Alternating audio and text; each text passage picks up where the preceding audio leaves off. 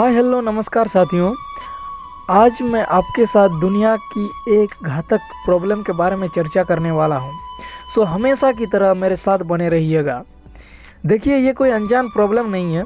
इसे लगभग बहुत लोग जानते हैं लेकिन ध्यान नहीं देते हैं। देखिए, ये जो आइस ग्लेशियर हमारे पृथ्वी के लिए अत्यंत आवश्यक है। जैसे ये पृथ्वी को ठंड रखती है, वेदर पैटर्न्स को चेंज करती रहती है। लेकिन ध्यान देने वाली बात यह है कि कुछ वक्त तक तो ये वेदर पैटर्न कई सैकड़ों हजारों सालों से बचा हुआ ग्लेशियर आइस पर डिपेंड हुआ करती थी, और यह उतना ज़्यादा खतरनाक भी नहीं था। आज रिसर्च के अनुसार अर्थ में 10% ऑफ लैंड एरिया ग्लेशियर से भरा हुआ है, जो कि 90% अंटार्कटिका में है और 10% ग्रीनलैंड आइस के रूप में है। आप इसे ऐसे मत समझिएगा कि 90 10 10 110 हो गया, बाकी तो 100% ही होता है सब चीज़ का। लेकिन मैं यहाँ 110 बता रहा हूँ, वैसा नहीं है। देखिए, 10% में जितना बर्फ़ आ गया, आइस आ गया, उसका 90% अंटार्कटिका में है और 10% ग्रीनलैंड में है। ओके, देखिए, वो बर्फ़ जो कि सी में ही बनते हैं और सी में ही गल जाते हैं, मतलब समुद्र में ही गल जाते हैं, उसे हम सी आइस कहेंगे। ठीक है, सी आइस। ग्लेशियर होता है बर्फ़ जो कि लैंड में फॉर्म होता है due to the collection of snow. Iceberg होते हैं ग्लेशियर का टुकड़ा जो कि टूट कर अलग हो चुका है। जब ये ग्लेशियर या आइस पिघल रही हैं तो सी ओशियन का जो लेवल है वो इंक्रीज हो रही है। लगभग 1900s यानी 1900 से मतलब आज तक 121 साल हो चुका है, तब से ग्लेशियर का मेल्टिंग स्पीड बढ़ा है। अब इस फेनोमेना के पीछे ह्यूमन एक्टिविटीज़ का पूरी हाथ है। ह्यूमन है इस चीज़ का जड़ है। इंडस्ट्रियल रिवॉल्यूशन, यानी सीधी बात बोले तो इवोल्यूशन ऑफ न्यू थिंग्स का एरा के बाद से CO2 और कुछ ग्रीन हाउसेस गैसेस इंक्रीमेंट की वजह से टेम्परेचर बढ़ रही है। ग्रीन हाउस गैसेस मतलब कुछ गैसेस होती है जो कि टेम्परेचर को एब्जॉर्ब करती है और पृथ्वी के टेम्परेचर को मेंटेन करती है, जो कि बहुत ज़रूरी था। लेकिन आज टेम्परेचर इतना बढ़ गया है कि यही मुसीबत बनकर रह गई है, और हम इसे ग्लोबल वार्मिंग के नाम से जानते हैं। अगर एक अंदाज़ा लगाया जाए ना, और ज़्यादा नहीं, कुछ दशक तक यानी 21वीं शताब्दी तक आते आते 3 से ज़्यादा भाग ऑफ वर्ल्ड रिमेनिंग ग्लेशियर गल जाएंगी। और यही बात सी आइस पे आए ना, तो 95% of the oldest and thickest ice Arctic में ऑलरेडी गल चुकी है। अगर ऐसा ही रहे तो आर्कटिक 2040 तक पूरी आइस फ्री हो जाएगा।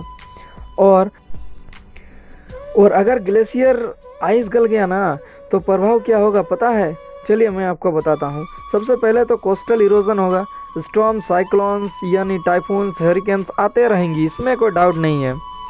विशेष रूप से जो ग्रीनलैंड और अंटार्कटिक आइस सी लेवल इंक्रीमेंट में लार्जेस्ट कंट्रीब्यूटर्स हैं। अभी अगर देखा जाए ना, तो ग्रीनलैंड ग्लेशियर 2003 में जितना स्पीड था उससे 4 गुना स्पीड में गल रही है, जो कि ऑलरेडी 20% सी लेवल को राइज कर चुकी है। अगर ऐसा ही कंटिन्यूस कंडीशन रहे, फ्यूचर में ग्रीनलैंड ग्लेशियर गलने का रेट डबल हो जाएगा, और अगर गल गया तो 20 फीट तक सी लेवल राइज हो जाएगा। थोड़ा इमेजिन कीजिए कि 20 फीट पूरे ओशियन में, अब 20% हो चुका है, उसके बाद और 20 फुट बढ़ जाएगा, 20 फीट बढ़ जाएगा। अब हम देख ही रहे हैं कि जंगल को तो हमने नंगा कर दिया, तो हाथी, बंदर और कई जीवों का मनुष्य से पंगा तो होता ही है। और अब टेम्परेचर राइज हो गया है तो ग्लेशियर गल गया। अब पोलर बियर, वालरस से भी जीवों को लैंड में ही गुजारना पड़ेगा, तो पोलर बियर से भी पंगा होगा, क्योंकि वे तो होमलेस हो जाएंगे। आपने रियलाइज़ किया सबसे बड़ी गलती जो हमने की, हमने पेड़ों को काट दिया है। यही हमारी सबसे बड़ी भूल है।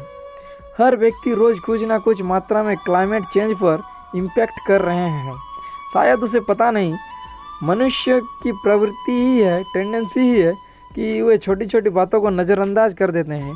इसलिए आज यही इतना घातक रूप लेकर हमारे आगे आ खड़ा हुआ है। आप सोच रहे होंगे कैसे? चलिए मैं आपको बताता हूँ। आप क्या खाते हैं, कितनी बिजली यूज करते हैं घर में, मोबाइल चार्ज करने के लिए, आप ट्रेवल कैसे करते हैं, यह सब मायने रखता है। चलिए एक एग्जांपल लेते हैं, ठीक है।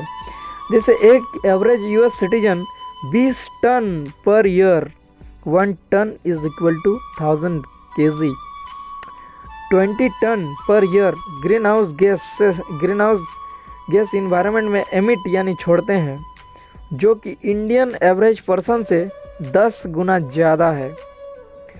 हाँ, लेकिन हम अपने आप पर ध्यान रखकर यानी क्या खाते हैं, इलेक्ट्रिक यूज़ और कैसे जाते हैं, इन सब चीज़ों से ग्रीन हाउस एमिशन को थोड़ा बहुत कम किया जा सकता है अगर सब जागरूक रहे तो।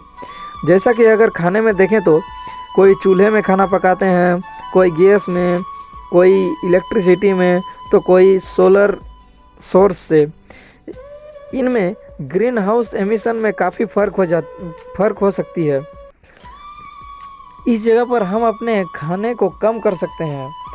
खाना वेस्ट करने से बचना चाहिए। जो खाना है बस उसे ही खरीदना चाहिए। अगर इलेक्ट्रिसिटी की बात करें ना, आप सोलर का प्रयोग कर सकते हैं, रिन्यूएबल सोर्स ऑफ एनर्जी का प्रयोग कर सकते हैं।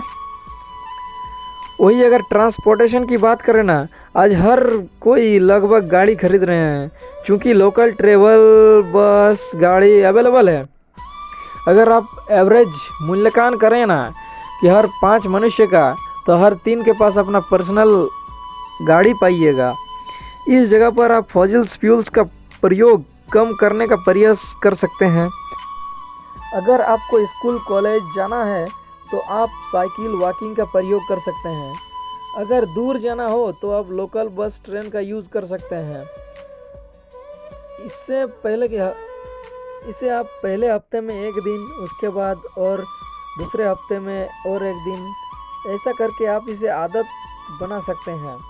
ज़्यादा कुछ नहीं करना है, सिर्फ आप अपने भाग का गैसेस एमिशंस को कैंसिल कर दीजिए, तो ये बहुत बड़ा मायने रखेगा। पहले मैंने बात किया कि खाना, इलेक्ट्रिसिटी, गाड़ी, इस सब में के बारे में बात किया, लेकिन वो चीज़ जो हमारे कंट्रोल में नहीं है, जैसे कि हमारे वेस्ट, हमारे शरीर से, तो आप इसके लिए ये कर सकते हैं कि आप अपने जो घर है उसके आसपास 8-10 पेड़ लगा सकते हैं, ताकि ये सब कैंसिल हो जाए।